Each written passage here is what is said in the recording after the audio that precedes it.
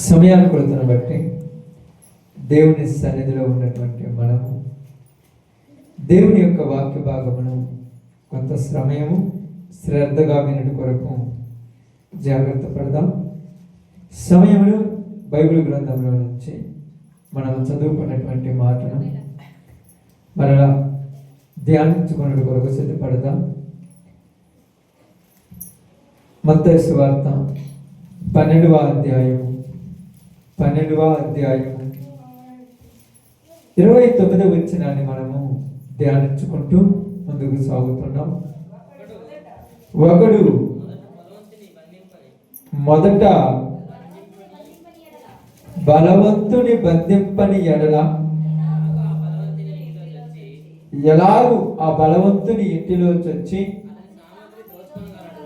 అతని సామగ్రి దోచుకొనగలడు, అట్లు బంధించిన ఎడల వాని ఇల్లు దోచుకొనును. దేవుడి వాక్య భాగం మన మధ్యలో ఆశీర్వదించను గాక.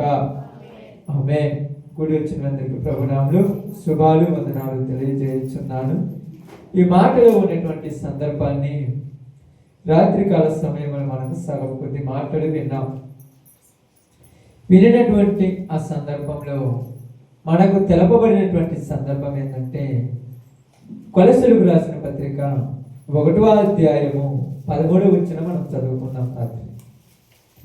కొలస్సీలకు రాసిన పత్రిక 1వ అధ్యాయము 13వ వచనం, ఆయన మనలను అంధకార సంబంధమైన అధికారములో నుండి, ఇక్కడ అధికారము అనే దాని గురించి మనం మాట్లాడుతూ లూకా సువార్తలో కానీ మత్తయి సువార్తలో కానీ ఉన్న సందర్భాన్ని వివరిస్తూ అక్కడ మీకు తెలుపబడిన ఒక సందర్భం ఏంటంటే యేసు ప్రభు వారికి ఆఫర్ ఇచ్చారు. ఎవరికమ్మా? యేసు ప్రభుకి ఆఫర్. ఏం ఆఫరు? నా కాళ్ళు పట్టుకుంటే రాజ్యం ఇస్తాను. రాత్రి మనం అంతవరకు చెప్పుకొని ఈరోజు చెప్పుకుంటామని వెళ్ళిపోయాం. అధికారం ఎవరిది? అపవాది. రాజ్యం ఎవరిది? రాజ్యం ఎవరిది? అపవాది. బాగా గమనించండి. అధికారము వాడిదే, ఈ రాజ్యము వాడిదే, దీని మీద పెత్తనము వాడిదే, దీని మీద జరుగుతున్న ప్రతి కార్యమును గ్రహించి దానిని జరిగించువాడు వాడే. అయితే ఇప్పుడు ఏమన్నాడంటే ఈ లోక రాజ్యముల మహిమ, ఏ లోక రాజ్యములు? ఈ లోక రాజ్యముల మహిమ అది నాది. ఏమంటున్నాడు? నాది, అది నాకు అప్పగించబడి ఉన్నది. ఇప్పుడు నువ్వు పెద్ద యుద్ధం ఏం చేయాల్సిన పనిలే. ఏం చేయొద్దు అంటున్నాడు? యుద్ధం పెద్దగా చేయాల్సిన పనిలే. ఊరక నాకు మొక్కితే నీకు ఇచ్చేస్తాను. మొక్కుతామా, యుద్ధం చేద్దామనే దానితో మనము ప్రారంభించుకుందాం. ఈరోజు బాగా గమనించి ఆలోచించండి. మొక్కుదామా, యుద్ధము చేద్దామా? మొక్కటము, యుద్ధము చేయటానికి గల తారతమ్యాన్ని మీకు నేను కొంచెం కొంచెంగా చూపించుకుంటూ ముందుకు పోతాను. ఈ సమయంలో ఆదికాండంలోనికి పోదాం. ఆదికాండంలోనికి వెళ్దాం. జాగ్రత్తగా గమనించండి. ఆదికాండం తీసారమ్మా? ఆదికాండం 19వ అధ్యాయం అనుకుంటాను.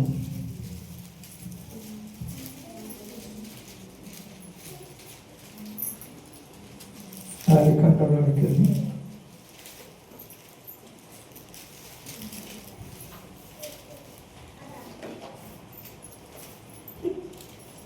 అబ్రహాము, లోతు ఒకరినొకరు వేరైనటువంటి సందర్భం ఉంటుంది. చూడండి.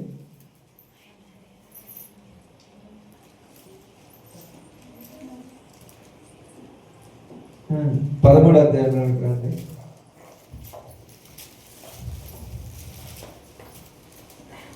13వ అధ్యాయము 10వ వచనం,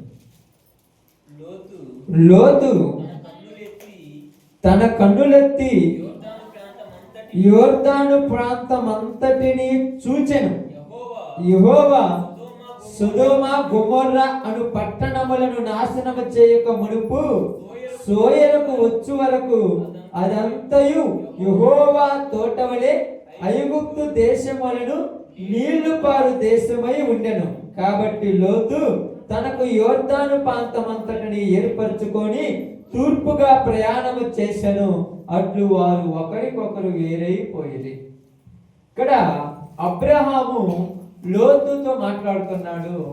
అయ్యా, నీ పశువుల కాపరులు నా పశువుల కాపరులు, నీ మందలు నా మందలు కలిసి నివసించలేనంతగా ఉన్నారు. ఎందువల్లంటే మనం బాగున్నాము కానీ వీళ్ళకు కుదరట్ల సందర్భాలు, వీళ్ళకు బాగా సరి చేసుకోలేకపోతున్నారు.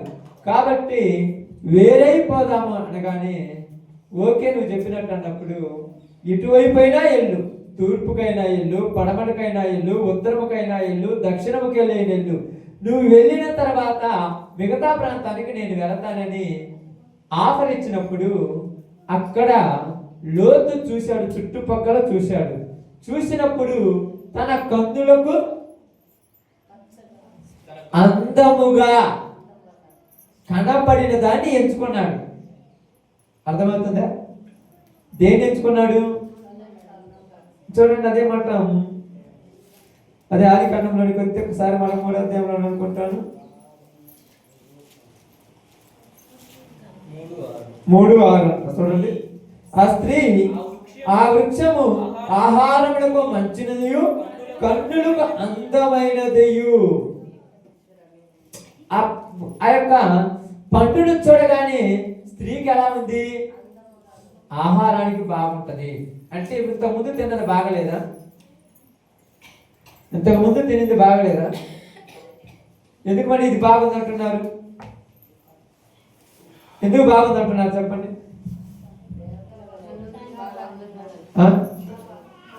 ఇంకా బాగుందంట. ఎందువల్ల చెప్తున్నాడంటే ఈ రోజులలో కళ్ళకు నచ్చే చోటలకు వెళ్ళే ప్రజలమందరం దేవుని దగ్గర కూర్చోమంటే ఎవరు కూర్చోలేడా? షాపింగ్ మాల్లలో, సినిమా హాళ్లలో, పనికిరాని చోట్లలో తిరగమంటే పొద్దు గూగులు కుక్కల్లాగా తిరుగుతుంటారు ప్రతి వాళ్ళు. దేవుని మందిరంలో కూర్చోమంటే పదార్థం కూర్చునే వాళ్ళు దేవుడు. బయటికి రమ్మన్నా వస్తారా? పిలిచిన వస్తారా? టైం 12 అవుతుందంటే ఒక గంట అంటారు. పిల్లోడు ఏడుతున్నాడంటే ఎత్తుకో అంటారు. బయటికి రారు. ఎందుకని? కన్నులకు అందంగా ఉన్నవి. కన్నులకు అందంగా కనిపించేదంతా మోసం. మీరు మంచిది అనుకుంటున్నారేమో, మోసం. ఏమన్నారు అక్కడ? ఆహారములకు మంచిది. ఆహారానికి ఏంటంట? ఏది మంచిది? ఉద్దానది మంచిది. ఇంకా ఏది మంచిది? ఆహారానికి ఏది మంచిది? ద్రాక్ష రసం అంతా చూచుటకు బాగున్నది, తలతల్లాడుతున్నది. అలాగనే కళ్ళకు కనపడితే గుమగుమలాడాలి మనం.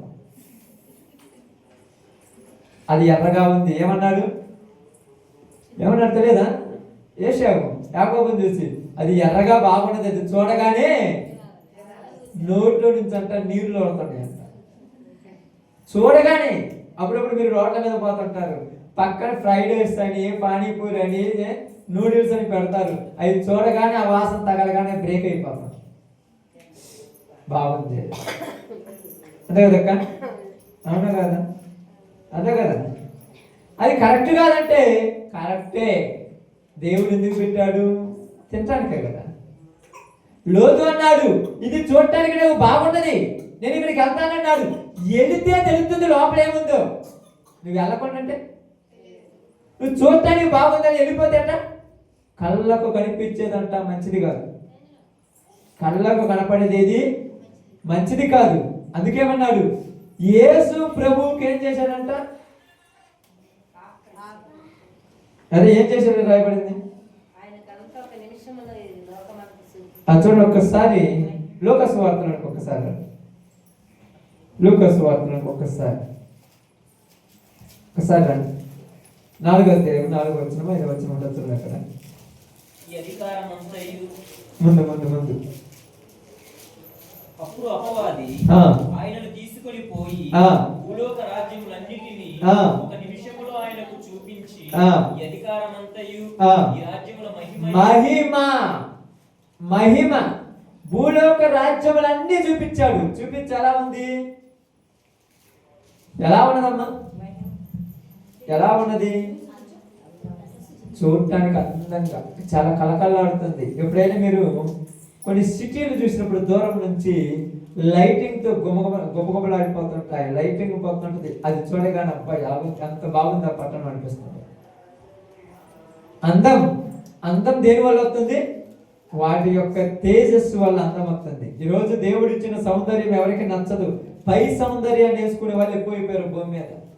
పై సౌందర్యం అది 2 నిమిషాలు ఉండేది తెలుసా? 1 గంట లోపల పోయి బయటకు వస్తే అసలు ఆ మనిషి కాదు గుర్తుపట్టలేదు.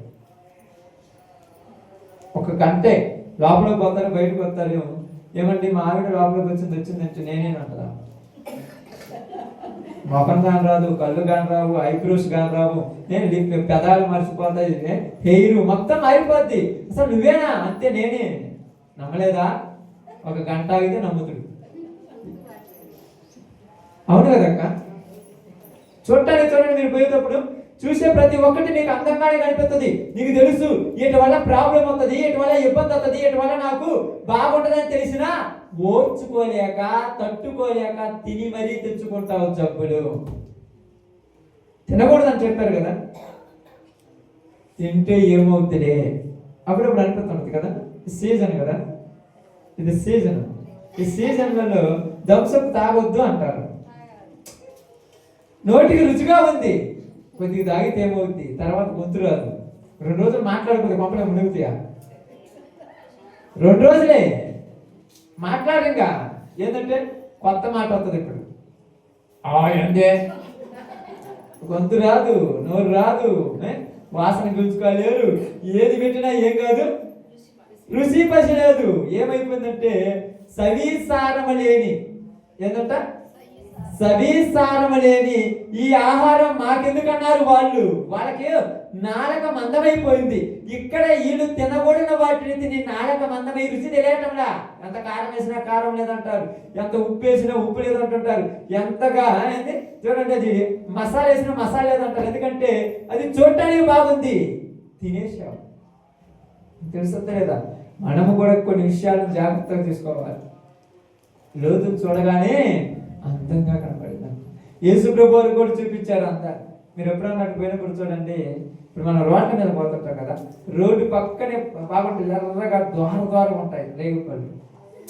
తినాలనిపిస్తుంది, తినొద్దనే చెప్పట్లా, బాగానే ఉంది. కానీ దాన్ని తట్టుకునేటువంటి శక్తి నీకు ఉందా లేదా ఆలోచించాలి. కొంతమంది తిన్న వల్ల ఉపయోగం ఉంటుంది, వాళ్ళకి ఏం కాదు. కొంతమంది 2 కాయలు తినగానే గొంతు అంతా మారిపోవచ్చు. నీ శరీరం దాన్ని భరించలేదు, గుర్తుపెట్టుకో జాగ్రత్తగా. డాక్టర్ దగ్గర పోతే ఏమంటారు తెలుసా? నువ్వు చికెన్ తినొద్దంటారు. నువ్వు చికెన్ తినొద్దంటారు. ఎందుకంటే నీ శరీరంలో చికెన్ తింటే నీకు కొద్దిగా ఇబ్బంది వస్తుందని అర్థం. అంతే.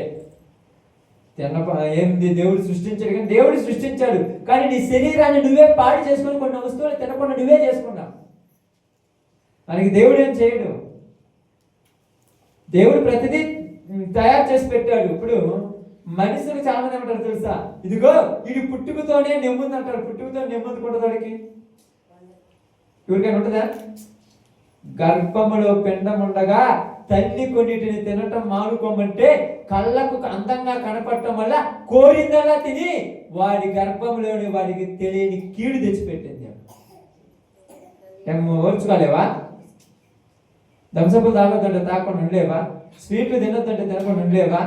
నీ కొడుకు కోసం, నీ కూతురు కోసం, తర్వాత భూమి మీదకి వచ్చిన తర్వాత నన్ను ఎందుకు కన్నావు ఇలాంటి అంటారు చూడండి, ఇలాంటి రోగగ్రస్తురాలు గడుపున దేవుడు నన్ను వేసి నన్ను కూడా రోగస్తుడిగా తయారు చేశాడు. నిన్ను తిట్టుకోకుండా ఉండాలంటే కొన్నిట్లో కంట్రోల్ ఉండాలి, నీకు తప్పదు. మనం ఏమంటామంటే గర్భంతో ఉందయ్యా, చూసిందల్లా తినకపోతే కాళ్ళు అవుతాయ్యా. నీ కాళ్ళు అవుతాయో వాయువో తెలియదు, కానీ నీ కడుపులో ఉన్నవాడికి మాత్రము రోగం మాత్రం ఖచ్చితంగా వస్తుంది. వీళ్ళు ఒకటి పెట్టారు కాళ్ళు అవుతాయంటే ఏదో 2 రోజులు పెట్టకుండా చూద్దాం, ఒక మాత్రం చూద్దాం. కడుపులో ఉన్నోడికి లేనిపోయి కీడు తెచ్చి వాడు బతికినంత కాలం స్వీట్ తినకుండా, హాట్ తినకుండా, మటన్ తినకుండా, ఏమి తినకుండా నువ్వే వాడిని తయారు చేసి పెట్టేవాళ్ళ. బయటికి రాగానే ఎంతంతలా అద్దాలు పెడుతున్నావు. కడుపుతో ఉన్నప్పుడు కొద్దిగా కంట్రోల్ ఉంటే చచ్చిపోతున్నా. నువ్వు అనొచ్చు, నేను తింటే వాడికేమంటే నువ్వు తిన్నదే కదా వాడు తినేది లోపల. వాడు సపరేట్గా ఆహారం తినేవాడు అయితే వాడు నీతో సంబంధం లేదు. ఇంకా వాడు తిండు, కానీ నువ్వు తిన్నది వాడికి లోనికి వెళుతుంది. నీ రక్తము వాడి లోనికి పోతుందో పోదో పక్కన పెట్టేయండి, కానీ నువ్వు తిన్న ఆహార పదార్థంలో కొద్దిగా వాడు తిని వాడి శరీరం తట్టుకోలేదు. దాన్ని దొంగసాడు తింటారంట. ఏం దొంగసాడు తింటానికి దొరసాడు తినొచ్చు కదా, దొరసాడు తినొచ్చు కదా. ఎందుకని అదే ఎందుకు అడుగుతారు? అది ఎందుకు తప్పు, అది తప్పు. తప్పు చేసేవాడు పబ్లిక్ గా చెయ్యడు, దొంగసాటుగా చేస్తాడు. అవ్వ కూడా పండు పబ్లిక్ గా తినలే, దొంగసాటుకు పోయి తినొచ్చింది, తెచ్చి పెట్టింది తలకాయ నొప్పి మన అందరికీ రోజు. నీవు కూడా నీ జీవితంలో పబ్లిక్ గా తినలా, దొంగచాటుగా కొన్ని తిని నీ కుమారులకు నీ కుమార్తెలకు ఎప్పుడు హాస్పిటల్ చుట్టూ తిరిగేటువంటి తలకాయ నొప్పి తెచ్చిపెట్టావు. ఎంత చిన్న పిల్లోడికి చేతికి ఎంత లవది కడుతున్నాడమ్మా, వాల్చేలాగా. ఇప్పుడు ప్రార్థన చేయమంటావు, పొద్దుగూకులు ఉపవాసం ఉంటావు, ఏం చేసే ఉపయోగం ఏముంది? ఇప్పుడు అవ్వబోయి ఉపవాసం ఉండి 30 రోజు 21 రోజు ఉపవాస ప్రార్థన చేస్తే పాపం పోద్దా? తెచ్చుకున్న శాపము పాదు. ఇక్కడ అదే జరిగింది. లోతుకు చూపించారు ఏ ప్రాంతాన్ని? ఆ ప్రాంతాన్ని చూడగానే లోతుకు నచ్చింది. ఏంటంటే లోతుకు నచ్చినప్పుడు పోవాలా వద్దా? నచ్చినప్పుడు పోవాలా వద్దా? నచ్చిన లోతు సొదొమ గొమొరాకి వెళ్ళినప్పుడు ఆ సొదొమ గొమొరాలో ఉన్న పరిస్థితి ఎలాగంటే, పేతురు రాసిన పత్రికలో కొంత ఒక్కసారి అక్కడ చదవండి. పేతురు రాసిన మొదటి పత్రిక 2వ పత్రిక ఉంటుంది. 2వ పేతురు 2వ అధ్యాయము 7వ వచనం.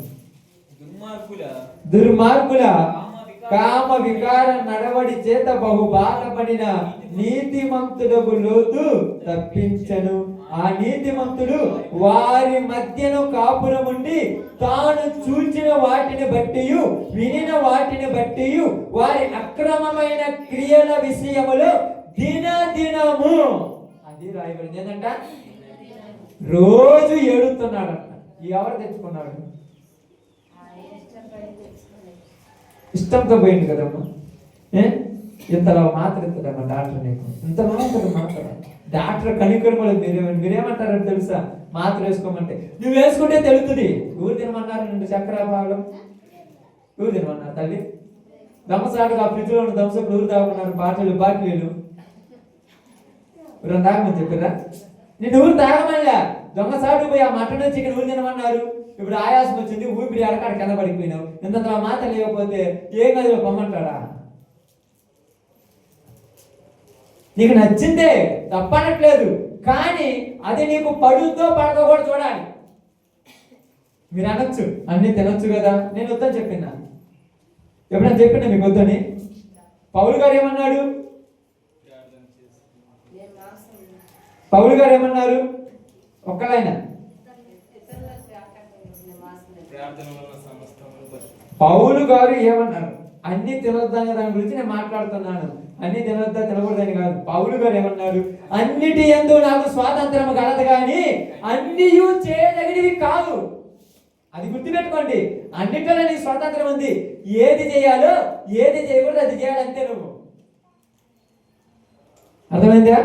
నీకు పని వచ్చి నీకు చేతమని ఏదంటే పెడితే అదంటే ఏలు పెడితే చివరికి నీకే దెబ్బ. అన్నిటి యందు నాకు స్వాతంత్రము కలదు, కానీ అన్నీ కొన్ని చెయ్యకూడని ఉన్నవి, వాటిని చేయకూడదు. మనం ఏమనుకుంటాం తెలుసా? దేవుడే ఇచ్చాడు కదా, దేవుడే పండించాడు కదా, దేవుడే పుట్టించాడు కదా. కానీ దెయ్యం పుట్టుతుందా? దేవుడే ఇచ్చాడు, కానీ దానిని తినే, దానిని తీసుకునే, దానిని ధరించుకునే, దానిని భరించే, దానిని తెచ్చుకునే అర్హత నువ్వు కోల్పోయావు కనుక దూరం పెట్టుకోవడం మంచిది. ఇప్పుడు మంచి చెడుల తెలివినిచ్చు వృక్షమును పుట్టించింది ఎవరమ్మా? దేవుడు పుట్టించిందా? మరి దేవుడు ఎన్ని తినండి, ఇది ఒకటి తినొద్దని చెప్పిండుగా. ఎందుకు తినొద్దు? నాకేం స్వతంత్రం లేదంటే లేదని ఆయన చెప్పిండా? తింటే చత్తా, చచ్చినా పర్లేదు తింటానంటారు కొందరు. ఎట్లంటారమ్మా? మనోరు అనుకుంటున్నారేం తెలుసా, ఇదిగో సీజన్కి ఒకసారి కదా, వచ్చింది 2 రోజులు దగ్గుతా కానీ కమ్మగా తింటానమ్మా. ఇప్పుడు తగ్గట్లా ఆ గొంతులో నస, ఆ వ్యవహారం చూసి పొద్దున్న లేయలేక తలకాయ నొప్పి తీసి ఎందుకురా ఈ తలకాయ నొప్పి అంటే భరించు. ఏం చేయాలి? వద్దనరా, భరించాలి. ఇప్పుడు పక్కన వాళ్ళు చేతులు ఇచ్చుకుంటుంటే నీకు రాదా అంటే ఎవరికి రాదు? నాకు రాదే, నీకు రాదంటే నీకు ఉన్నట్టుగానే నాకు ఉంటుంది, నాకు ఉన్నట్టుగానే నీకు కోరిక ఉంటుంది. కానీ కొంతమంది కంట్రోల్ చేసుకుంటారు. ఆకలి అవుతుందని ఊరకని తెచ్చి బిర్యానీ ప్యాకెట్లు పెట్టారని కడుపు పట్టకుండా తింటే అరక్క హాస్పిటల్కి పోతే వాడు 5,000 రాస్తాడు మందులు. భలే ఉందంటావు, భలే ఉందంటే నీ మిషన్ మంచిది కాదు, నీది అరిగించుకునేది కాదు, నీది కొద్దిగా తేడా. కొన్ని మిషన్లు బాగుంటాయి, వాటితో నువ్వు పోటీ పడతాట. యేసుప్రభు అన్నాడు, ఇక్కడ అంటున్నాడు, లోతుకు చూపిస్తే లోతు వెళ్ళాడు, నేను ఇక్కడికి వెళ్తానా అన్నాడు. ఒకసారి ఆలోచించుకో. ఆలోచిస్తావా? ఆలోచిస్తావమ్మా? ఏం ఆలోచిస్తావు? 100 సార్లు ఆలోచించినా, 100 సార్లు ఆలోచించినా తప్పేందిలే. 100 సార్లు ఆలోచించినా ఏం చెప్తాడు? తప్పేందిలే. ఎన్నిసార్లు ఆలోచించిన ఏమంటాడు? తప్పేందిలే. అంటే తప్పేమి లేదా? తప్పేమో లేదా? తర్వాత ప్రాబ్లమ్స్ వస్తాయని తెలియదా? అందుకని ఇక్కడ ఏమన్నాడు తెలుసా, వాని అధికారము మన కళ్ళ ముందు పెట్టి నాకు మొక్కితే, ఎవరికి మొక్కితే? వాడికి మొక్కితే ఈ మహిమ నీకు ఇచ్చేస్తానన్నాడు. మరి ఎంత సంతోషం తెలుసా? యేసుప్రభు ఏమన్నాడంటే, బాగా మంచి ఏమన్నాడంటే, లోతు అన్నాడు నేను ఇక్కడ పోతాను అన్నాడు. పోయిన తర్వాత తిప్పన తప్పవు. పోయాడు, కూర్చున్నాడు, రోజు బానే ఏంటంట, రోజు దినదినము నీతి గల తన మనసును నొప్పించుకుంటూ, కొంతమందితో రోజు తలకాయ నొప్పే. అలాంటప్పుడు ఏమైపోతుంది? వదిలించుకుంటే బాగున్నాడు. సంతోషం కావాలి, భార్య భర్తకు, భర్త భార్యకు, పిల్లల తల్లిదండ్రులకు, తల్లిదండ్రుల పిల్లలకు. తలకాయ నొప్పి కాకూడదు. ఎందుకంటే కోరుకున్నాడు, ఆశతో కావాలనుకున్నాం, కానీ కావాలనుకుని తెచ్చుకున్న తర్వాత ఏమైంది? నీతి గల తన మనసును నొప్పించుకొనుచు వచ్చిన దినదినం రోజు బాధపడమేనంట. ఏ రోజు నవ్వుకున్నాడు కాదంట. ఎందుకు లేడయ్యా జీవితం అంటే ఇక్కడ చెప్తున్నాను, మనకు ఇక్కడ చెప్తున్నాను, మనస్ఫూర్తిగా గుండెల మీద చేసుకొని చెప్పండి, నేను జీవితంలో సంతోషంగా ఉన్నానని వాళ్ళు ఎవరైనా ఉన్నారా? నటిస్తున్నాం సంతోషంగా ఉండటానికి. సంతోషంగా ఉండటానికి ఏం చేస్తున్నాం? నవ్వు రాకపోయినా నవ్వినట్టుగా ప్రవర్తిస్తాం. అంతే. ఎక్కడ బాధ ఉంటుందో. అందుకని ఇక్కడ ఏమన్నాడు తెలుసా? కంట్రోల్. కంట్రోల్ లేదు. కంట్రోల్ లేదు కాబట్టి కాంప్రమైజ్ అయిపోయారు. కంట్రోల్ లేదు కాబట్టి ఏం చేశారు? కాంప్రమైజ్ అంటే సర్దుకుపోయాడు. సర్దుకుపోయి పాపములు కూడబట్టిపోయావు, పాపముతో ఏకమైపోయావు, పనికి రాని స్థితికి వెళ్ళిపోయావు.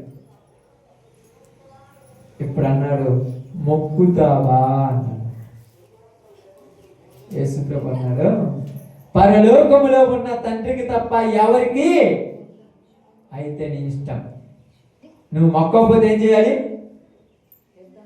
ఆమేన్. యుద్ధానికి రెడీనా? నేను రెడీనే యుద్ధానికి అంటే ఏమన్నాడు?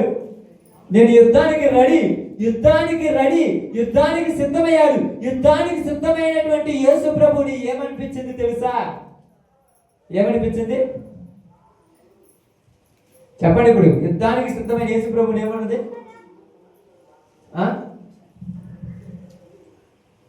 గుర్తులేదా? దెయ్యము. యుద్ధం చేయని చేతగాక యేసు ప్రభుకి దెయ్యం పట్టిందని వాళ్ళ చేత అనిపించింది.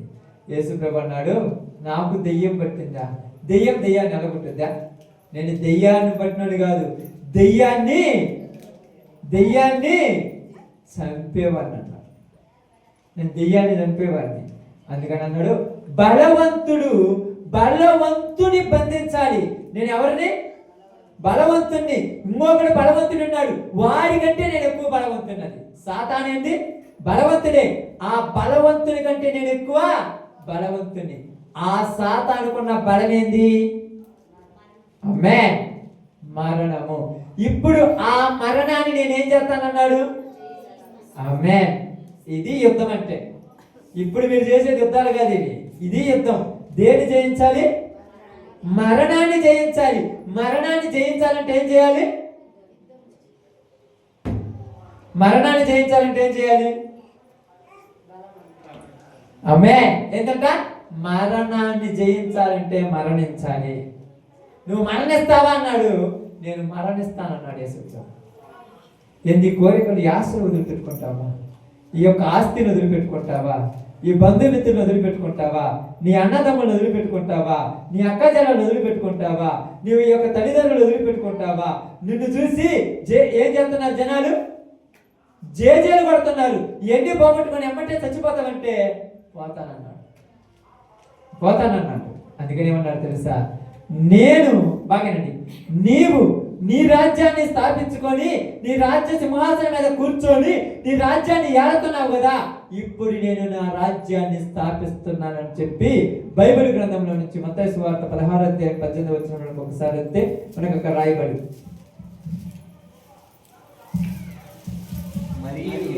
మరియు నీవు పేతురువు, నీ బండ మీద నా రాజ్యమును కట్టుతాను. నీ బండ మీద ఏమి కడతానంటున్నాడు? ఆయన సంఘమును, ఆయన రాజ్యమును కడతాను. ఈ రాజ్యము ముందు పాతాళ లోక ద్వారములు నిలవనేరవు. నేను ప్రారంభిస్తున్నాను పేతురిక సంఘాన్ని అన్నాను. అందుకే ఆయన ప్రారంభించింది ఏం తెలుసా? పరలోక రాజ్యము సమీపించి ఉన్నది. ప్రారంభించాడు మన రాజ్యాన్ని. ఇప్పుడు ఏం చేశాడు? రాజ్యాన్ని ప్రారంభించాడు. ఇప్పుడు రాజ్యాన్ని ప్రారంభించినప్పుడు రాజ్యానికి ఏం కావాలి? రాజు ఆయనే. ఇంకా రాజు మళ్ళీ ఆయన తెద్దాం, మళ్ళీ కొత్త రాజు చేసుకుంటారా? ఆమేన్. రాజ్యములోనికి ప్రజలు కావాలి. ఎక్కడున్నారమ్మా ప్రజలు? ప్రజలు ఎక్కడున్నారు? వాడి రాజ్యంలో ఉన్నారు. ఇప్పుడు ఈ రాజ్యానికి కావాలిగా ప్రజలు. ఇప్పుడు వాడి రాజ్యంలో ప్రజలు ఈయన రాజ్యంలోనికి రావాలంటే ఇప్పుడు ఈయన వాడితో యుద్ధం చేయాలి. ఎవరితో? అపవాదితో యుద్ధం చేయాలి. ఏ యుద్ధం ఇది? ఇది మామూలు యుద్ధం అనుకుంటున్నావా? కంటికి కనపడని, మనసుకు వినపడని, ఆలోచనలకు గోచరము గాని కానరాని యుద్ధము చేస్తున్నాడు. ఇప్పుడు యేసు ప్రభు దగ్గరికి వచ్చి ఏమంటున్నాడంటే, నువ్వు నిజముగా దేవుని కుమారుడు అయితే, ఏంటంటమ్మా? నువ్వు నిజముగా దేవుని కుమారుడు అయితే నీకేమవుతుంది? ఆకలి అవుతుంది కదా. ఏం చేయాలి? రాళ్ళను రొట్టెలు చేసుకుంటాం. ఇప్పుడు ఆకలి అవుతుంది, రాళ్ళను రొట్టెలు చేసుకుంటే యేసు ప్రభు చేతవా కాదా? మరి చేసుకొని తినాలా లేదా? అపవాదికి లోబడినట్టు, ఆయన మాట్లాడినట్టు. ఇంకా రాళ్ళను రొట్టెలు చేసుకునే అవకాశం నీకుంది, కానీ నీకు ఇచ్చిన నిర్ణయము నువ్వు భరించాలంటే ఆకలితో ఉండాలి. రోగములు తీసివేసుకునే శక్తి నీకుంది, కానీ నా రాజ్యంలోనికి నువ్వు రావాలంటే ఆ రోగాన్ని కొన్ని రోజులు నువ్వు భరించాలంతే. మరి ప్రార్థన పోతుంటే రోగాలు పాలేదంటే పావు, నువ్వు భరించాలి, నువ్వు ఓర్చుకోవాలి, నువ్వు సహించాలి, నువ్వు దాంట్లో పోరాడాలి. ఏం చేయాలంటే దాంతో పోరాడాలి. ఇప్పుడు ఉందనుకోండి, ఉదాహరణ కడుపు నొప్పి ఉందనుకోండి, పోరాడాలి. ఈ కడుపుల నొప్పి వచ్చిన ప్రతిసారి నువ్వు ప్రార్థనకు రాకుండా మానుకుంటే కడుపు నొప్పి నీకు వస్తూనే ఉంటది. అప్పుడు ఏం చేయాలి తెలుసా? కడుపుల నొప్పిని జయిస్తే, కడుపులో నొప్పి వస్తున్నా కూర్చొని ప్రార్థన చేస్తావు. దాన్ని జయించాలి. ఎందుకయ్యా జయించాలంటే, జయించకపోతే సిమ్టమ్స్ తెలుసా? గుర్తులు. ఆ గుర్తులు రాగానే నలకగా ఉంటది కొద్దిగా. ఆడ మీరు కూర్చున్నప్పుడు నలకగా ఉండగానే నిద్రపోయి చదువుతుంటారు. పక్కన నాకేదో తేడా అనిపిస్తుంది, అయితే తొందర బయటకు పో. ఓకే, బైబిల్ తీసుకోండి. నా బైబిల్ నువ్వు తీసుకోరా నేను పోవాలి. వెంటనే ఇంట్లో పోయి పడుకోండి. వెంటనే ఆగను కూడా ఆగదు, వెంటనే. అయితే 2 నిమిషాలు ఓర్చుకో చూద్దాం. ఓర్చుకోలేవని దానికి తెలుసు. ఇప్పుడు యేసుప్రభు ఏమన్నాడు తెలుసా? అయ్యా, లూకా సువార్త మీరు రాశారు 22వ అధ్యాయం తర్వాత చదువుకోండి. ఇప్పుడు రిఫరెన్స్ చెప్పాను కదా. అయ్యా, ఇదిగో నువ్వు నా ఎదుటి పెట్టిన ఈ పాత్ర నేను భరించలేను, నా వల్ల కాదు. నీ చిత్తమైతే నేను బతిమలాడుతున్నానయ్యా, ఈ గిన్నె నా యొద్ద నుండి తీసివేయ. అంత బాగా మాట్లాడుతున్నాడు. తీసివేయ్యా, భరించలేనంత బాధ నేను భరించలేకున్నాను. ఏందయ్యా ప్రార్థనకు పోతుంటే శోధనకు పోతున్నా. నీకు శోధన అనుకుంటున్నాను. అది నువ్వేం చేస్తున్నావు? యుద్ధం చేస్తున్నావు. యుద్ధ రంగంలోకి వచ్చావు. నువ్వు యుద్ధ రంగంలోకి వచ్చాడు కూర్చొని నిద్రపోతా. ఎందుకు? ఏదమ్మా? యుద్ధ రంగంలో కూర్చొని నిద్రపోతే శత్రువుని జయించాలా? ఇంకా ఏంటి చెప్పండి? ఎందుకు నిద్రపో? ఇప్పుడు చెప్పాలి. యుద్ధ రంగంలో పోయి ఎందుకు నిద్రపో? యుద్ధ రంగంలో పోయి నిద్రపోతే తెలియకుండా బాణం వచ్చి పుచ్చుకుండా సత్తావు. అలర్ట్గా ఉండాలి. యుద్ధ రంగంలో పోయిన తర్వాత అలర్ట్గా ఉంటున్నావా? ఎప్పుడు ఏదో ఒక రోగమే. ఆ రోగాలను బట్టి నువ్వు ఏ రోజైనా ప్రార్థన చేసావా? ఏందమ్మా ప్రార్థన చేయలేదంటే, పొద్దుటాడు నుంచి నాకు అంత బాగలేదు, నీకు తెలుసా? నీకు బాగలేదు జీవితాంతం, నీకు అదే దరిద్రము. అందుకే నీ జీవితము ఆ రోగాల బారిన పడి దేవుని దగ్గరికి రాకుండా వాడు ఆ రోగాలు పెట్టి నేను నాపేశాడంటే నువ్వంటావు యేసు ప్రభు తీసేయచ్చు కదా. ఏమన్నాడు? యేసు ప్రభు తీసేయచ్చు కదా. ఆయన తెలియదా తీసేయాలని? ఇప్పుడు చెప్పాలి, ఆయన తెలియదా తీసేయాలని? తెలుసు, మరి ఎందుకు ఉంచాడు? తీసివేయటం పెద్ద లెక్క కాదు, నువ్వే గెలిచి బయటికి రావాలి. అర్థమవుతుందా? అది బొట్టాడు కదా, వాడిని మంచం పట్టుకొని నడుపుతూ ఉంటారు. వాడు అలవాటు పడతాడు దానికి. నిలబెడితే కడెక్కడ కూర్చుంటాడు, నువ్వు పట్టుకుంటావని. నువ్వేం చేయాలి అప్పుడు? కఠినంగా ఉండాలి. కొద్దిగా కఠినంగా ఉంటే 2, 3, 4, 5, 6 అడుగులు వేసినప్పుడు 10 అడుగులు వేసిన తర్వాత అంటాడు, నువ్వు చెయ్యి పట్టుకుంటే చెయ్యొద్దనే చెయ్యి అవుతాడు, నేను అడుగుతానని. యుద్ధం ఇది. దేవుడు పొద్దుగోకులు చెయ్యనీయడు. నువ్వే గెలవాలి, నువ్వే నడవాలి, నువ్వే పోరాడాలి. నువ్వు పోరాడితే రేపు నీ దగ్గరకు రాడాడు. ఈరోజు పోరాటాలు అసలు లేవు. ఏమున్నాయి? అన్నీ ఆరాటాలి, అన్నీ చెప్పటాలి. నాకు ఎట్టంది అంటే ఎవరికి కాకుండా ఏవు కంటే గొప్పవాడుగా నువ్వు? ఏవు కంటే ఏమన్నా భక్తిపరుడుగా? ఏవు గురించి ఏమి రాయబడింది బైబిల్ గ్రంథంలో? నీతిపరుడును, నిందారహితుడును, యథార్థవంతుడినే యుద్ధంలోనికి పంపించాడు. ఎవరంటే వాళ్ళు పంపిస్తారు యుద్ధంలోనికి. చాలా మంది అంటారు, నాకు పాస్టర్ గారు ఈ మంది బాగలేదంటే నేను చెప్తాను, నువ్వు యుద్ధ రంగంలో రెడీ అయిపోయినావు. నువ్వు దాంతో యుద్ధం చేస్తున్నావు.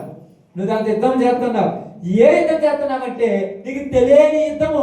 ఎలా చేస్తున్నావంటే ఒక పక్క ఉదయకాలంలో లేవాలని నీ శరీరం నీకు సహకరించలేదు. కడుపు నొప్పి వస్తుంది, కాళ్ళ నొప్పులు వస్తున్నాయి, నడుము నొప్పులు వస్తున్నాయి, ఇవన్నీ వస్తున్నాయి, నీ వల్ల కావటం లేదు. శరీరం తప్పన చెందుతున్నా ఆత్మ ఏమంటుంది? లే, మోకాళ్ళ మీద కూర్చోమంటుంది ఆత్మ. వెంటనే చెప్పుకుంటావు. కాళ్ళు నొప్పులు వస్తుంటే నీకేం తెలుసు నా బాధ? ఎవరికి చెప్పుకుంటావు? దాన్ని చెప్పుకుంటావు. దుప్పటి తీసుకొని ఎండా మొలిసి వేసుకొని పడుకుంటావు. నాకు అప్పుడు అంటే నేను ఇప్పుడు నాన్నని కాదు కానీ మీరు ఊరికి మిమ్మల్ని ఊరికి అనట్లేదు కానీ అదే ఆ మనిషే ఇంకొక గంట ఆగిన తర్వాత ఆరవుద్ది కాదా? ఖచ్చితంగా అవుతుందా? అదే ఆరవుద్ది. ఆరైనామంటే లేచి ఆ మూలన చీపిరి కట్ట చూసుకొని ఇటు పక్కన బియ్యం తీసుకొని ఇటు పక్కన బట్టలు తీసుకొని ఇవన్నీ చేయడానికి ఈ శరీరం ఎంత సాగిస్తుంది నాకు అర్థం కాదా? బాధ్యత అయ్యా. నేను చేయకపోతే నువ్వు చేస్తావా? మరి పొద్దున ప్రార్థన నువ్వు చేయకపోతే నువ్వు చేయాలి.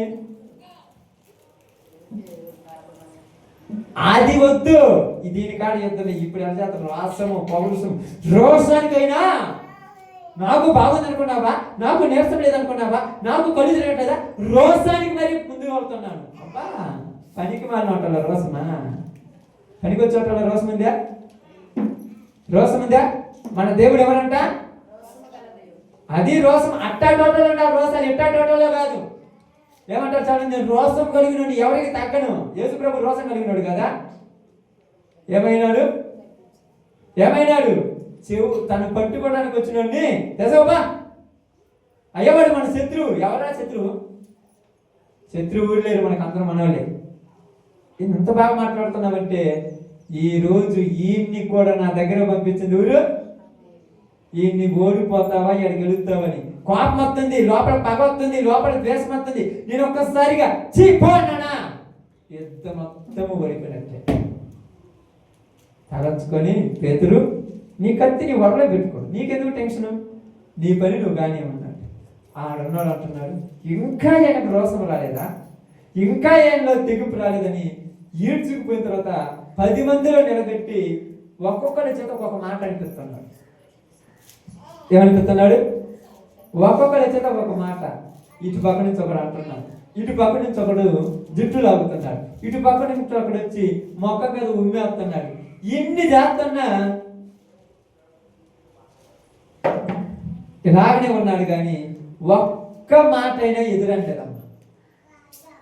అది యుద్ధం అంటే. మీరు చేసేది యుద్ధము. భర్త మీద భార్య, భార్య మీద భర్త, అన్న మీద తమ్ముడు, తమ్ముడి మీద అన్న, తల్లి మీద తండ్రి, తండ్రి మీద తల్లి. ఈ యుద్ధాలు కాదు, ఇది కొట్లాటలు. కొట్లాటమే దానికి తేడా వేరు. ఓపికతో నిలబడ్డాడమ్మా. ఆ రాత్రి నుంచి ఉదయకాలం దాకా ఆ యొక్క పిలాతు దగ్గర ఆ యొక్క తీర్పు తీర్చే పరిస్థితిలో చుట్టుపక్కల వాళ్ళు అంటున్నారు, ఒక్కలైనా ఆయన పక్క నిలబడ్డారా? ఇటు పక్క బరబ్బాని నిలబెట్టారు, ఇటు పక్క యేసు ప్రభువుని నిలబెట్టారు. అందరూ అడుగుతున్నారు, వీళ్ళిద్దరిలో మీకు ఎవరు కావాలి? అక్కడ ఒక మాట రాయబడింది, నాకు భలే నచ్చింది ఆ మాట. ఇదిగో ఈ బరబ్బా ఎలాంటాడు? బందిపోటు దొంగ, నరహంతకుడు, వ్యభిచారి, నీ గృహాలను దోచుకునేవాడు, నీ ఇళ్లలోకి వచ్చి దొంగతనం చేసేవాడు ఈ బరబ్బా కావాలా? నీ రోగాలు పోగొట్టినోడు, మీ పిల్లలు చచ్చిపోతే లేవనెత్తినోడు, మీ తమ్ముడు చచ్చిపోతే లేవనెత్తినోడు, మీ కుటుంబం భద్రంగా లేకపోతే భద్రం చేసినోడు, మీరు అప్పులు బాధలుంటే అప్పులు తీర్చినోడు, మీకు ఆకలిగా ఉంటే ఆకలి తీర్చినోడు. ఏమి కావాలని అడిగితే ఏమన్నారమ్మా?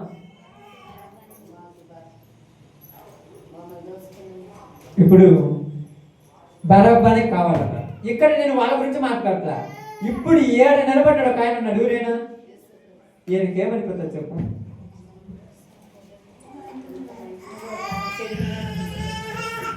అప్పుడప్పుడు మీరు ఊరికన్నా ఛార్జీకి లేకపోతే 5 రూపాయలు ఛార్జీ పెడతా.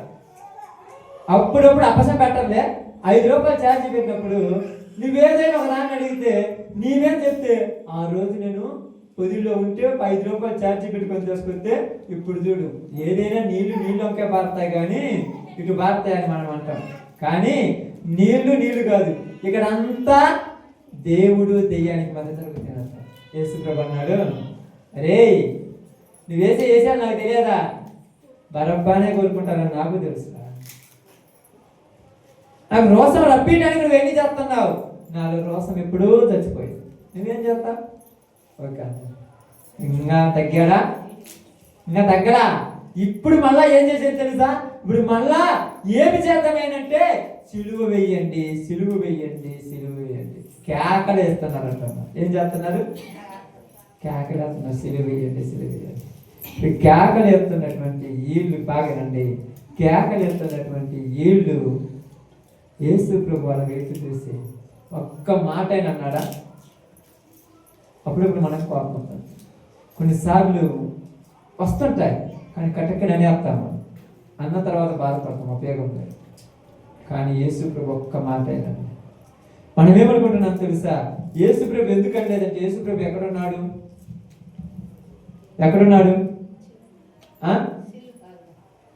ఇంకా ఎక్కడున్నాడు? ఆమేన్. యుద్ధములో ఉన్నాడు, శత్రువుని కనిపెడుతూ ఉంటాడంతే.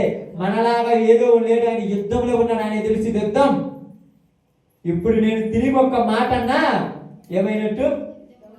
ఓడిపోయినట్టు. ఓడిపోవడానికి ఎంత భరించాలని మెదలకుండా ఉన్నాడు. ఇప్పుడు ఏమన్నారంటే ఆయన యొక్క శరీరం మీద ఉన్నటువంటి వస్త్రాన్ని తీసేసి కొరడా దెబ్బలు కొట్టిస్తున్నారు. ఆయన 39 కొరడా దెబ్బలు కొట్టించారమ్మా. కొట్టిన ప్రతిసారి కేక ఏలని చేస్తున్నారు, నువ్వు దేవుని కుమారుడు కాదని చెప్తా. నువ్వు ఒప్పుకో, ఇప్పుడే 5 నిమిషాలు విడిచిపెట్టేస్తాను అన్నాడు. ఒప్పుకున్నాడా? 39 కొట్టినా కూడా ఏం మాట్లాడలేదు. తర్వాత అన్నాడు, ఇదిగో ఇంకా ఈయనకు బాధ తెలియదు, ఆ ముళ్ళ కిరీటం తీసుకురాని రాజుకు అన్నాడు. ఏ కిరీటం పెడుతున్నాడు? ముళ్ళతో కిరీటం మళ్ళీ నెత్తిని పెడుతున్నాడు. ఈ ముళ్ళులు చూసే ఎంతంత పడుకున్నావు, ఇవి గుచ్చుకుంటే కపాలం లోపలికి పోతాయి, ఇప్పుడైనా ఓర్చుకో. ఒప్పుకోను. ముళ్ళ కిరీటం పెట్టి భుజం మీద సిలువ పెట్టి వెనక కొరడా తీసుకొని నడువు అంటుంటే, నడుచుకుంటూ పోతుంటే పక్కన ఒక ఆమె ఏడుతుంది బాధపడి. అన్నాడు, ఎందుకమ్మా నా కోసం ఏడుతున్నా? నా కోసం ఏడవకండి, నీ కోసం ఏడ్చుకోండి, మీ పిల్లల కోసం ఏడవండి. ఎందుకు? ఇప్పుడు ఏడవకపోతే జీవితాంతం ఏడుపుతారు. ఏడవండి. యేసు ప్రభు పోతుంటే కొద్ది దూరం పోయినాక సిలువ కింద పడిపోతే ఆ దారి నాకు ఎక్కిపోతుంటే, అయ్యా 2 సెకండ్లు నేను యుద్ధం చేస్తానని అన్నాడు. ఆయన ఏమన్నాడు? 2 నిమిషాలు నేను యుద్ధం చేస్తానని ఆయన భుజాల మీద పెడితే అడుగు తీసి అడిగేసి కదా పండుగ. యుద్ధం నువ్వు చేయలేవు, ఇది నా యుద్ధం. నువ్వు చేయగలవా? ఇది ఎవరి యుద్ధం? నా యుద్ధం. నా యుద్ధం నేనే చేయాలి. ఎందుకంటే నా పక్కన నిలబడ్డాడు చూడేడు, నా పక్కనే ఉన్నాడు, నన్ను ప్రతి క్షణము నన్ను రెచ్చగొడుతున్నాడు, నన్ను హింసిస్తున్నాడు, నా పక్కనే నిలబడి నా చేత లేనిపోని తెప్పించాలని నన్ను రెచ్చగొడుతున్నాడు అని చెప్తుంటే పక్కన ఆయన ఏమి మాట్లాడకుండా వెళ్ళిపోతే మళ్ళా సిలువను ఎత్తుకొని ఎక్కడ ఉన్నప్పుడు అన్నాడు, ఇదిగో సిలువకు మామూలుగా అయితే తాళంతా కట్టి పైకి ఎత్తుతారు, నీకు మేకులు కొడతాం, ఇప్పుడైనా ఒప్పుకో, దేవుని కుమారుడు కాదని అన్నాడు. ఒప్పుకో, యుద్ధం అది. ఇప్పుడు పైకెత్తేసి సిలువలో మేకులు కొట్టేసి అన్ని పైకెత్తిన తర్వాత ఇప్పుడు అంటున్నాడు, ఒక ఆయన అన్నాడు, ఆ మాట కోసం ఇదంతా మీకు చెప్తాను, మీకు తెలియదని కాదు, నిజముగా నువ్వు దేవుని కుమారుడు అయితే నీ తండ్రి పరలోకంలో ఉన్నాడు కదా, ఆ రాజ్యానికి నువ్వెవరివి? రాజువు కదా. రాజు ఒక్కసారి దిగిరాయ్యా. ఏం చేస్తున్నారు? ఏలన చేస్తున్నారు. ఏలన చేస్తుంటున్నారు. నా రాజ్యానికి మీ రాజ్యానికి సంబంధమే లేదు, మీరు ఎందుకు ఎవరికి తప్పులాడుతున్నారు? మీరు కాదు ఇవనేది, మీరా? మీ చేత మీ పెత్తనపదారుడు ఒకడు ఉన్నాడు. ఎవడు? మీ తండ్రి అని రాయబడుతుంది బైబిల్లో. మీ తండ్రి, వాడు మీకు తండ్రి అయి ఉన్నాడు. యోహాను సువార్త 8:44 తర్వాత చదువుకోండి. మీ చేత పలికిస్తున్నాడు ఈ మాటలన్నీ, ఇవన్నీ మీ చేత పలికిస్తున్నాడు. లేయి అని రెచ్చగొడుతున్నాడు. అప్పుడు యేసుప్రభు ఒక మాట అన్నాడు, తండ్రి వీరికేమీ తెలియదు, వీళ్ళ పక్షాన ఉండి వాడు చేస్తున్న పనిది, కాబట్టి వీళ్ళని ఏమనొద్దయ్యా అన్నాడు. ఆ మాటల అర్థం మీకు అర్థం కాదు. ఇది వీళ్ళది కాదు, వీళ్ళ వెనక ఉండి ఒకడు నడిపిస్తున్నాడు, వాడి పని వాడిని శిక్షిద్దాము కానీ వీళ్ళని ఏమనొద్దయ్యా. అందుకన్నాడు, తండ్రి వీరు ఏమి చేయుచున్నారో వీరికి తెలియదు, వీరిని. అది క్రైస్తవుడు చేసే యుద్ధముడు మొదటి విజయం ఎక్కడ ఉంటుందంటే క్షమాపణ, క్షమించే దగ్గర ఉంటుంది. ఇప్పుడు నువ్వు క్షమించగలవా? యుద్ధం ఇది. క్షమించగలవా? ఇక్కడ చెప్తారమ్మా, నేను రోసము లేని దాన్నా, అస్సలు నాకు శివుని ఎత్తులు లేదనుకున్నావా? అన్ని మాటలంటే సిగ్గుంటే మళ్ళీ వాళ్ళ గడప దొక్కుతా ఉన్నా. అబ్బాది పౌరుషం అంటే ఓడిపోయినోడి ఎన్నైనా మాట్లాడతాడు. ఓడిపోయావు. ఎక్కడ ఓడిపోయావు? యుద్ధములో ఓడిపోయావు. ఓడిపోయినని ఎవరు చూడద్దమ్మా దయచేసి. ఓడిపోయిన అస్సలు ఫాలో కావద్దు, ఓడిపోయిన అస్సలు వాడి యొక్క అనుసరులు కావద్దు. వాడు ఓడిపోయినాడు. వాడు అంటాడు, ఎన్ని మాటలు అంటే ఇంకా మీరు ఏంటి అంటున్నారు, రాండి బయటకు అంటున్నాడు. నేను రానున్నాను. చివరిలో ఆ బల్లెము తీసుకుని పక్కలో పడిచి ఇటు పక్కన ఆయన అంటున్నాడు, అయ్యా నువ్వు దేవుని కుమారుడు కదా, నిన్ను నువ్వు రక్షించుకొని మమ్మల్ని కూడా దించంటే, రే పిచ్చోళ్ళారా, నేను రక్షించుకోవడం నా చేత కాదా? ఆలోచించండి. చేతవా కాదా? చేతవు. మరి ఎందుకంటే రక్షించుకోలేకపోతున్నాడు? బయట తీసుకున్నాడు.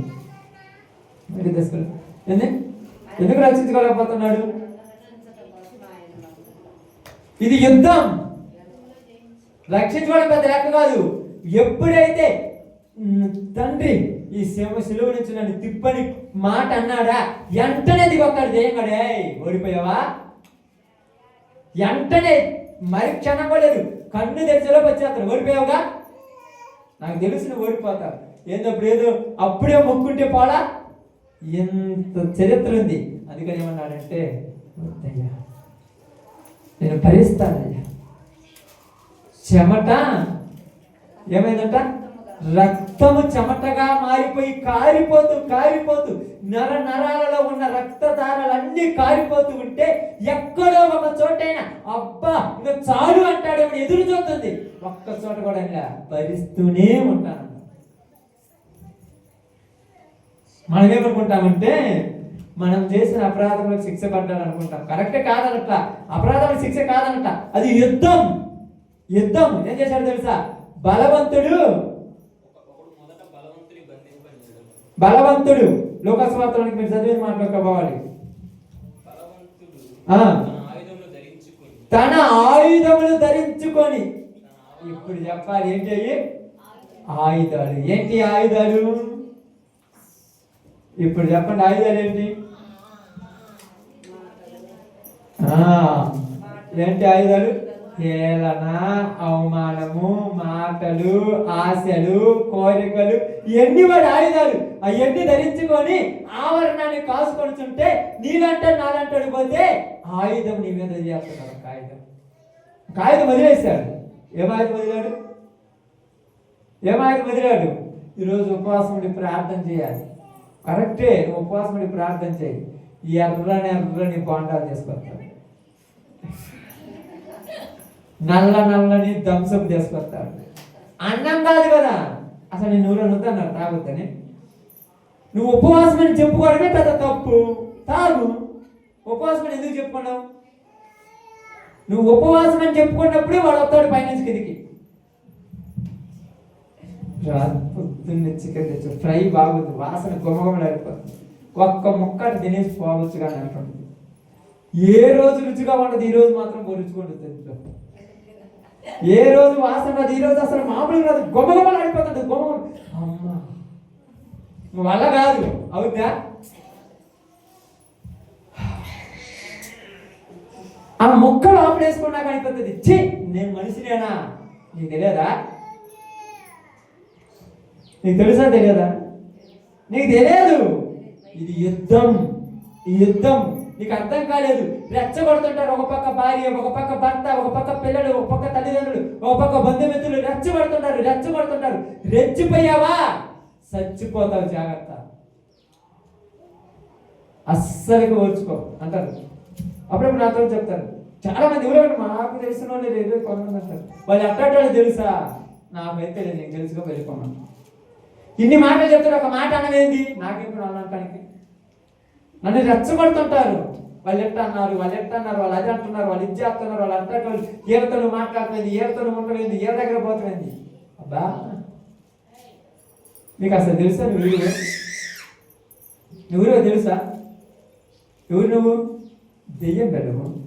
నాకు సలహాలు ఇస్తలేదు, నువ్వు అర్థం కాదా? మీ చెవులు కాడికి వచ్చి గొడిగేది నువ్వు తెలుసా? దెయ్యాలు. మీరంటారు వాళ్ళ మాట్లాడతారు. ప్రార్థన బాగుంది, కరెక్ట్, పాస్టర్ అన్నారు. నాకు తెలియనే లేదు ఆ ప్రార్థన పోవటానికి. ఇంకో చర్చికి పోతారు. ఆడవాడు పాస్టర్లు ఇంకో చర్చికి పోతారు. చివరికి అసలు పాస్టర్లే మంచోళ్ళు కాదు, అసలు ప్రార్థన కూర్చోలే మంచోళ్ళు కాదు. అసలు నేనే ప్రార్థన పోను. నువ్వు ప్రార్థన పోతే ఆడిపోతావు, బ్రాడిపోతావు. ప్రార్థన పోకుండా బాగానండి. ప్రార్థన పోకుండా మోకాళ్ళ మీద కూర్చొని ఇంట్లోనే ప్రార్థన చేసుకుంటాం. మంచి పనే కదా? నేను ఒక్కడే చేస్తాను. ఎంతతో చేస్తాం ఇంట్లో ప్రార్థన? ఏడంతలో బాక్సులు పెట్టి మైకి తీసుకొని గొంతు చించుకొని అరుస్తుంటేనే నిద్రపోతున్నా. 2 నిమిషాలు మోకాళ్ళ కూర్చొని యేసు యేసు యేసు యేసు యేసు అని ఇసుగు పుట్టి మంచం మీద దొప్పేసుకొని పడుకునేది. నీకు అర్థం కాల. యేసు ప్రభు చుట్టే ఉన్నారు శత్రువులు అనుకోవద్దు. నా చుట్టూ కూడా శత్రువులు ఉన్నారు. ఎవరో ఎవరో ఎవరో ఏదో చేసుకుంటే నీకెందుకమ్మా? నువ్వెవరివి? అమ్మే, నేను దేవుని పెట్టాను. అందుకే పౌలు గారు ఏమన్నారు తెలుసా? ఒక మాట అన్నాడు. ఆ మాట చదివినప్పుడు నాకు చాలా సంతోషం. గలతీలకు రాసిన పత్రిక అనుకుంటాను, చూడండి. గలతీ పత్రిక ఉంది. పౌలు గారు అన్నమాట 6:17 నేను ప్రభువైన యేసు యొక్క ముద్రలు నా శరీరమందు ధరించి ఉన్నాను. ఇక మీదట ఎవరు నన్ను ఇబ్బందులు కట్టదు. ఇప్పుడు నీ దగ్గరికి వచ్చి చదువుతారమ్మా. ఏం చదువుతారు? చెప్పు. ఏం చదువుతారు? ఎప్పుడన్నా ఏం చెప్తారు? అప్పుడప్పుడు చెప్తా అమ్మాయి వాళ్ళు కూడా నచ్చి, నువ్వు లేనప్పుడు నా మీద గొడవ పెట్టుకున్నారు, వాళ్ళ ఇంటికి పోవద్దు. అబ్బా, నీకు అర్థం కాదా? పెద్ద దెయ్యం అది. అన్ని దెయ్యం బుద్ధులే. వాళ్ళ కాడికి నేను పోకపోతే రేపు వాళ్ళని రక్షించుకోవాలి. నాకు అర్థం కాదా? ఒక్కని చేసి అందరూ వచ్చారు. ఒక్కని చేసి అందరు రావద్దు, 100 మంది అవుతారా? నువ్వు అక్కడవే. ఇప్పుడు నువ్వు కూడా వద్దు. మరి నేను వద్దకపోతే నన్ను ఏం చేస్తారు వాళ్ళు? ఇప్పుడు నేను కూడా వద్దని అనుకో, వెళ్ళలేదనుకో, ఇప్పుడు ఎవరు వస్తాడు నా పక్కకి? ఎవరు వస్తాడు? చెప్పాడు కదా పిచ్చోడా, నీకు ఊరంటే నీ భార్య అంటే ప్రేమని. నీ భార్య మాట విని వాళ్ళ దగ్గర పోవాలా? ఓడిపోయావా? నిన్ను కూడా చేర్చారు వాళ్ళ దగ్గర. అనవసరంగా ఈసారి కాదు, ఎన్నిసార్లు? దేవుడు చిన్నపిల్లల ఆట ఏం చెప్పుకుంటారు? బీస్ అని చెప్పుకోవటానికి. బీస్ అంటారు కదమ్మా, తూచి అంటానికి, మొత్తం తూచి అంటారు కదా, మొత్తం తూచి పెట్ట. చాలా మంది అట్లా చెప్పుకుంటారు. ఈసారి నుంచి చూడు, అంత లేదు. ఎన్నిసార్లు వాడినే పడిపోయారు. అందుకేమన్నాడు తెలుసా? యేసు ప్రభు చెప్పాడు, ఎవరు నా సహోదరుడు, ఎవరు నా తల్లి? నా వాక్యం విని నా మాటల ప్రకారం నడుచుకునే మీరే కాదా? ఇప్పుడు వాళ్ళు అడిగిపోతారు. పో, మీరు అడిగిపోయే వాళ్ళే. మీతో నేను వస్తే వీళ్ళంతా నిలిచిపెట్టానా? నేను వచ్చింది ఎవరి కోసం? రాజ్య స్థాపన అంటే ఎవరికి అనుకున్నావా? ఒక 5 సంవత్సరాల పదవి కోసం ఒక వ్యక్తి ఎన్ని సంవత్సరాల నుంచి ప్రయత్నం చేస్తుంటాడక్క? ఎవరి దగ్గర తగ్గాలు తగ్గుతుంటారు, ఎవరికి డబ్బులు ఎత్తుంటారు. ఒక అవసరం అయితే కాళ్ళు పట్టుకుంటారు, అవసరమైతే చిన్నపిల్లలకు పోయి 1-2 కోసినప్పుడు కడిగేస్తుంటారు. ఎంత పెద్ద చూడొచ్చు, కడిగాడు. అంత బీజీ అనుకున్నావా? పదవి కోసం. కానీ నువ్వు ఈ అధికారం కోసం నీ మొక్కం మీద ఉమ్మేసినా తుడుచుకోపోయి బాగున్నావు అన్నాను అయిపోయి అంటవా? ఓడిపోయే వాళ్ళకి గెలవటం లేదు. గెలవటం అలవాటు పడితే దాంట్లో అర్థమవుతుంది. ఓడిపోవటం అలవాటు పడ్డాం కదా, గెలవలేదు. అందుకే ఇక్కడ అన్నాడు చూడండి, ఈ చివరి దాకా వెళ్ళిన తర్వాత ఫైనల్ అంటే ఫైనల్ అంటారు తెలుసా? చివరి పరీక్ష ఏమిటి తెలుసా? చచ్చిపోవటం. రెడీనా? ఇప్పుడు మొత్తం చూస్తున్నాడు. ఎక్కడ ఎత్తాడు ఆయన్ని? భూమికి ఆకాశానికి మధ్యలో ఒక కొండ మీద ఎత్తాడు. ఆ కొండ మీద నుంచి ప్రపంచం మొత్తం కనపడుతుంది ఆయనకు.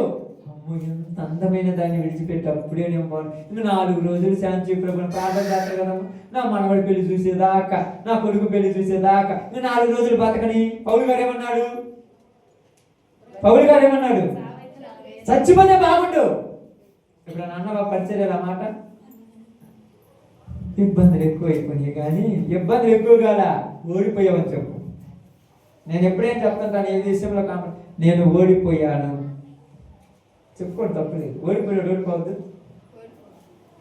అప్పుడప్పుడు పాడుతుంటారు, అక్కడ పాడుతుంది, మీరు పాడుతారు కనుక. నేను ఓడిపోనయ్యా నువ్వు నాతో ఉండగా, నేను ఓడిపోనయ్యా నువ్వు నా పక్షాన్ని ఉండగా. ఇప్పుడు దేవుడి నీ పక్షాన్ని అంటే ఓడిపోవు, కానీ నువ్వు ఎప్పుడు ఓడిపోతున్నావు అంటే దేవుడి నీ పక్షాన్ని లేదు. ఆ పాట నాకు బాగా గుర్తు చేసుకునే ప్రారంభం బాగుంటుంది, బాగా చాలా సంతోషం అనుకో. నేను ఓడి 2 సార్లు ఓడిపోయి ఉంటాం. ఎన్నిసార్లు లెక్క పెట్టుకున్నారా? లెక్కలేనన్ని సార్లు. డిగ్రీ ఎగ్జామ్స్ మీకు తెలిసే తెలియదు, ఎగ్జామ్స్ ఫెయిల్ అయినప్పుడు రాపిస్తారు. మళ్ళా ఒకసారి ఫెయిల్ అయితే సప్లిమెంట్ ఉంటుంది, తర్వాత ఫెయిల్ అయితే మరలా మెయిన్ ఉంటుంది, మరలా సప్లిమెంటరీ. ఈ విధంగా 5 సంవత్సరాల దాకా అవకాశం ఉంటుంది. 5 సంవత్సరాలు దాటిన తర్వాత ఏదో ఒక్క టైంలో మళ్ళా ఒకసారి రాయమంటారు. ఇది రాసిన తర్వాత ఇంక నువ్వు పరీక్ష రాయటానికి అర్హుడు కాదంటారు.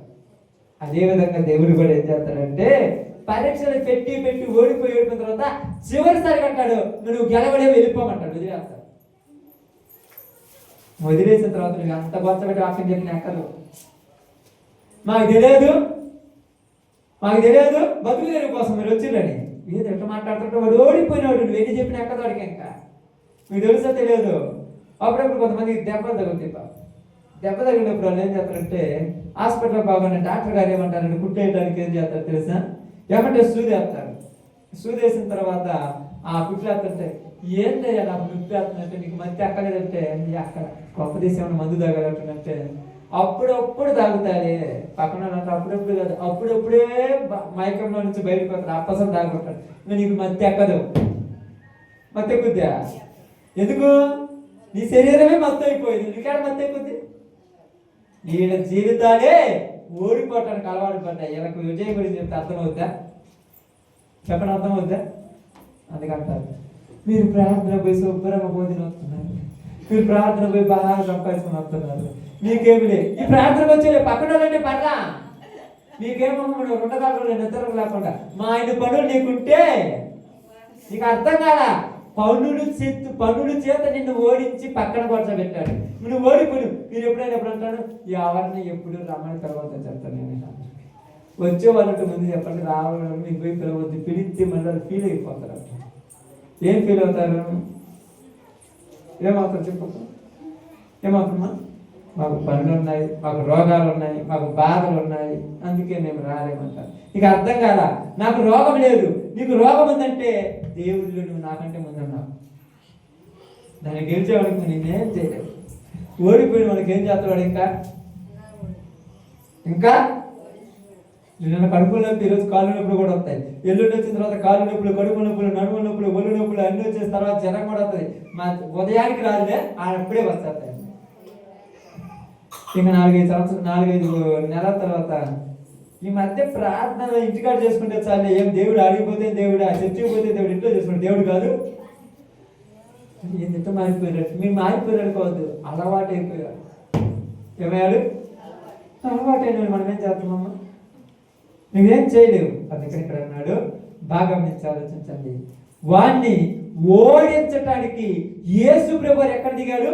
యుద్ధ రంగంలో దిగి రాజ్యాన్ని ప్రారంభించాడు. ఏం చేశారు? రాజ్యాన్ని ప్రారంభించాడు. ఇప్పుడు రాజ్యాన్ని ప్రారంభించినప్పుడు మొట్టమొదటగా ఒక వ్యక్తి రాజ్యంలోనికి రావాలంటే మరణ శాసనం ఎక్కడ ఉన్నదంటే మరణ శాసనం పొందిన వాడు దాన్ని గెలిస్తేనే అది తెలుస్తుంది. నాకు చాలా తెలుసా, యేసు ప్రభు మరణించి లేచాడు, ఇంకా గెలిచాడు. ఇప్పుడు స్టార్ట్ అయింది రాజ్యం, దానిలోనికి ఇంకా చేర్చాలి. ఓకే, వచ్చే వారం ఎవరిని చేస్తాడు మనం చెప్తాడు. అందరి కొరకు తల ఉంచండి, ప్రార్థన చేసుకుంటాం. అందరి కొరకు ప్రార్థనలోకి కొడుతాం.